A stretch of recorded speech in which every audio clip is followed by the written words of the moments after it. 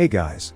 In the pursuit of justice, a young CIA recruit, Maya, spends years hunting down Osama bin Laden, navigating through dangerous situations and facing countless challenges. As she approaches her target, tensions rise, and Maya is forced to make difficult decisions. But will her relentless pursuit pay off in the end, or will it lead to even greater complications? Keep watching to find out as we dive into the historical American drama thriller movie. So be prepared for some spoilers and press that like and subscribe button. Welcome to Popcorn and Summaries. The film starts with a scene 2 years post 9/11 at a CIA black site in Pakistan. Agent Dan enters a dimly lit room where a terrorist financier named Ammar is held captive by other CIA members wearing masks. Dan sets strict rules. Ammar must look at him when spoken to, stay on the mat, and tell the truth, or else he will be hurt. He adds more restraints to Ammar and takes another agent, revealed to be Maya, outside. Maya, new to the field, is sorry for the intense interrogation. Dan explains Ammar must realize his helplessness. He offers coffee, but Maya wants to return to the interrogation. Dan offers her a mask, but she refuses and questions if Ammar will ever leave. Dan firmly replies, never. Back in the interrogation room, Dan tells Ammar he needs to realize the seriousness of his situation. Dan explains he knows a lot about Ammar and could have killed him earlier but didn't. He reminds Ammar about his involvement in funding the 9/11 attacks and being caught with explosives. But Dan switches gears, wanting to focus on the Saudi group instead of 9/11. If you enjoyed it, please subscribe for more content like this and support the channel. Ammar refuses to cooperate, so Dan's team prepares for tougher methods. Dan pushes Ammar down while Maya helps set up for water torture. Dan asks Ammar about his contacts and bin Laden's sightings but to no avail. As the session ends, Dan says everyone eventually talks, after feeling helpless. In the waiting area, Maya tells their boss, Joseph Bradley, that what she saw was disturbing. Bradley is surprised, thinking Maya chose this job. He brings her to a secure area, saying the CIA needs new recruits like her. Maya then joins a meeting with other agents, Jessica, Jack, Thomas, and JJ. Dan highlights Ammar's reluctance to disclose details on the Saudi group, while Jessica updates on recent leads. Maya points out the need to reassess assumptions based on pre-9/11 behaviors due to the Afghanistan invasion. In the morning, Maya wakes up on her couch after hearing morning prayers. She and Dan go to check on Ammar, who's still hanging by ropes and kept awake with loud music. Dan sits Ammar down, offering him fruit juice and food. He asks about the Saudi group, but Ammar claims he only deals with money and doesn't know the people he finances. Dan then knocks the chair from under Ammar and rips off Ammar's trousers, showing he is so scared he's messed up himself. Dan and the others leave, leaving Maya alone with Ammar. Ammar calls Dan cruel and pleads for Maya's help. She advises him to tell the truth. Dan soon returns with a dog collar, treating Ammar like a pet and dragging him to a small box. Dan threatens to lock him in there if he doesn't reveal details of a potential attack. Ammar starts screaming days of the week but not the time of the attack, so Dan forces him into the box and leaves him there.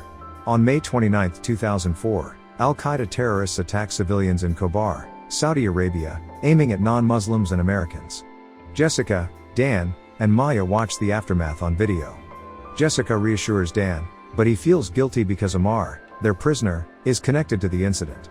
Jessica suggests they can get more information from Ammar about an upcoming attack in London Heathrow. Maya realizes they can manipulate Ammar by lying about stopping the attack. So, they bring Ammar out, and Dan lies about him providing useful information, capitalizing on his sleep-deprived state. Dan asks about Ammar's actions post-invasion, and Ammar admits wanting to kill Americans. He talks vaguely about Al-Qaeda members until Dan threatens to return him to isolation. Ammar then reveals details, mentioning his uncle's ties to bin Laden and witnessing him with a letter in Karachi advocating for jihad for the next 100 years. Finally, Ammar gives a name, Abu Ahmed. Maya continues her investigation, watching old interrogation tapes to understand the suspect's stories. It's believed bin Laden uses a complex message network. During a break, Jessica joins Maya, suggesting money might influence some members. Maya disagrees, saying jihadists aren't motivated by money, but Jessica argues weaker members could be swayed. Later, Maya puts on a dark wig to hide her red hair and goes to a CIA black site in Poland with Hakim, a fellow agent and interpreter. They question a prisoner who claims to know Faraj. Maya doubts him until he names Faraj's children, confirming Al-Qaeda's complex message network. She reports to Bradley, who notes her struggle to find Abu Ahmed due to a lack of details. Maya insists Abu Ahmed's fame suggests importance. However, Bradley wants solid actionable intelligence. Later, in London, On July 7, 2005, Maya and Bradley watched the footage of a double-decker bus exploding, the latest attack by AC. Later on, Maya heads to an IC detention center in Pakistan. Her detainee cooperates, revealing details about Abu Ahmed, a trusted courier who's very secretive. Soon, Faraj is arrested by Pakistani police disguised as a Muslim woman and taken to Bagram Air Force Base in Afghanistan, where Dan and Maya head to interrogate him. However, Maya's attempts to extract information fail as Faraj denies knowing about a courier named Abu Ahmed. Maya then asks Dan to interrogate Faraj, but he refuses, saying that he is soon returning to Washington. He offers Maya a job, but she declines, knowing she won't find Abu Ahmed from DC. Dan warns her about changing politics and the need to watch her back in Pakistan, where she's now known by the terrorist groups. On September 20, 2008, at the Marriott Hotel in Islamabad, Pakistan, Jessica and Maya have dinner together. Maya explains her unsuccessful interrogation of Faraj, believing his silence highlights Abu Ahmed's significance. Suddenly, a bomb explodes outside the Marriott, causing extensive damage inside. Maya and Jessica try to find a way out amid chaos, witnessing casualties among staff and diners. It's revealed that a truck stopped at a checkpoint outside the hotel carried explosives, detonated by the driver. Meanwhile, in tribal territories, in Pakistan, a meeting of bin Laden's inner circle is recorded, revealing a Jordanian doctor as a mole. Jessica shares the video with Maya, explaining the situation. Despite doubts from Bradley, Jessica claims that the greed for money and could sway the doctor. Maya suggests a face-to-face meeting to confirm his credibility. Jessica tries to arrange a meeting in Islamabad, but the doctor refuses, saying that it would be a risk to travel outside Al-Qaeda territory. So, they consider Camp Chapman in Afghanistan as a safer option.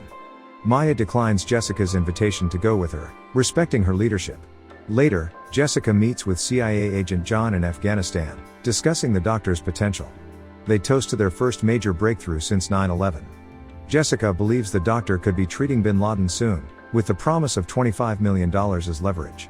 Jessica and the other interrogators anxiously wait at the base for the meeting with the doctor. Tensions rise as he is late, but finally, a car approaches. Jessica insists on bypassing the security checkpoint per their agreement.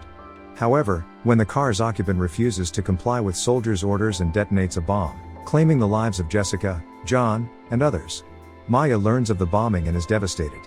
Colleagues offer condolences and updates, including news of Abu Ahmed's death. Determined, Maya vows to hunt down everyone involved in the operation and kill bin Laden. After the bombing, CIA supervisor George arrives to scold Maya and her colleagues for their lack of progress. He demands they bring actionable intelligence, expressing frustration at their failure to target bin Laden's inner circle effectively. Later on, Maya receives a file on Ibrahim Saeed, whose family has terrorist ties. She realizes Saeed and Abu Ahmed share facial similarities due to family relations. Maya contacts Dan in Washington, suggesting Abu Ahmed might still be alive. She asks Dan to obtain the Saeed family's phone number. Dan seeks funding from the Wolf, a senior government official, to pursue Maya's lead. Despite concerns about oversight, Dan strikes a deal to defend controversial operations in exchange for financial support. Shortly after, Dan secures the Saeed family's phone number by trading a Lamborghini with a contact in Kuwait. Meanwhile, Maya tasks Larry from the ground branch with hunting for Abu Ahmed. Larry and Hakeem start tracing the Saeed brother likely to be Abu Ahmed. In the aftermath of an attempted car bombing in NYC, Maya tries to discuss ground surveillance on the caller with Bradley, who dismisses her lead as irrelevant. Bradley prioritizes preventing future attacks over capturing bin Laden. However, Maya threatens Bradley, demanding the resources she needs to pursue her lead. Bradley reluctantly agrees, acknowledging Maya's determination. After this, Jack approaches Maya in a bar and gives her a cloned cell phone, allowing them to track the suspect's movements. Hakeem, Larry, and another agent follow the signal in Pakistan, facing threats from locals but ultimately identifying and photographing the suspect and his vehicle. Amidst the turmoil, protesters gather outside the CIA facility in Pakistan, demonstrating against Bradley's involvement in a lawsuit related to a drone strike. Bradley is recalled to the US, leaving Maya frustrated with the IC's actions. Meanwhile, Larry and Hakeem track the suspect's vehicle to a compound. On the other hand, as Maya narrowly manages to escape a terrorist attack while leaving the house one day, the new station chief warns Maya about being on a terrorist hit list, emphasizing the danger she now faces. After this, Maya receives information about the compound and realizes it could be bin Laden's hideout. In the following scene, Maya meets with George and analyst Steve to discuss the compound with the CIA director. Steve questions Pakistani involvement, but Maya argues that bin Laden wouldn't seek their protection after they attempted to kill him. During the presentation, Maya corrects George's estimate of the compound's distance, impressing the director, who asks about her role. Maya confidently identifies herself as the one who found the house. In the following days, Maya marks the days since they found the house on George's office partition. Steve presents satellite imagery showing 2 males and 3 females in the compound, suggesting a potential third family. On the flip side, George meets with the head of the NSA to discuss bin Laden's likely presence in the compound. George points out the suspicious and extremely secretive behavior of the unidentified male, resembling tactics used by Al-Qaeda leaders. However, the NSA head expresses dissatisfaction with the lack of certainty of the person's identity, but George informs them they can't verify the information due to the collapse of the detainee program. On day 100 after discovering the compound, George meets with the NSA head, emphasizing that the unidentified person's activities are not related to drug trafficking and his connections to cities associated with Al-Qaeda, but the NSA is still hesitant to give them a green signal for action. After the meeting, George admits his discomfort with the political nuances impeding their action. The NSA head acknowledges the operation's high risk, comparing it to past mistakes. In response, George asks about the risk of inaction, prompting the NSA head to suggest presenting action plan options to the president. In the next scene, George, Dan, and Maya meet SEAL Team 6 at Area 51 to inspect some new helicopters made radar resistant. The SEAL team initially expects a mission in Libya, but Maya reveals they're targeting Osama bin Laden. Justin, a squad operator, is initially skeptical due to a past failed mission, but Maya emphasizes Team 6's role in finding and eliminating bin Laden since she just can't order a direct bombing of the house herself. On day 129, the CIA director, George, Dan, Maya, the Wolf, and consultant Jeremy assess their intel accuracy regarding the presence of UBL. Estimates range around 60%, but Maya is 100% certain. Maya's confidence impresses Jeremy and the director. During lunch, the CIA director questions Maya about her CIA tenure and recruitment. She admits to focusing solely on the bin Laden search. The director compliments her talent but stumps her with the question of why she was recruited. Maya struggles to answer.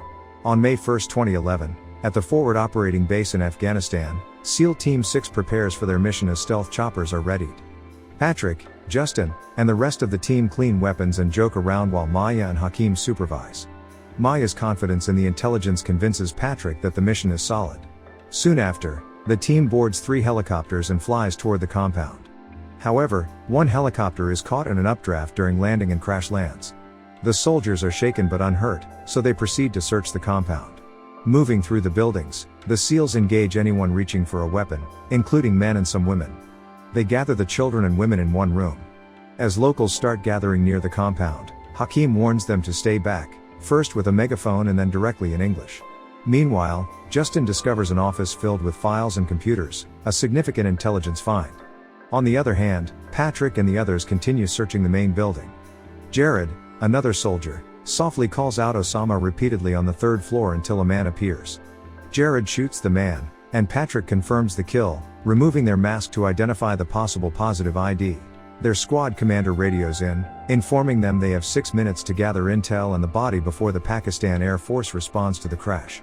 Soon, Maya gets confirmation that their mission is successful. The SEALs then gather what they can and head back to the remaining helicopters. They blow up the downed one to keep its tech safe. Back at base, Patrick gets praised for leading a good operation. Maya gets the body and intel, confirming bin Laden's death. As the movie concludes, a plane waits for Maya. She's the only passenger, free to go anywhere. The pilot comments that she must be someone important, not knowing the significance of her achievements. As the hangar door closes, Maya starts crying, feeling the weight of the moment. Comment your thoughts down below and don't forget to hit that like and subscribe button for more thriller movie recaps.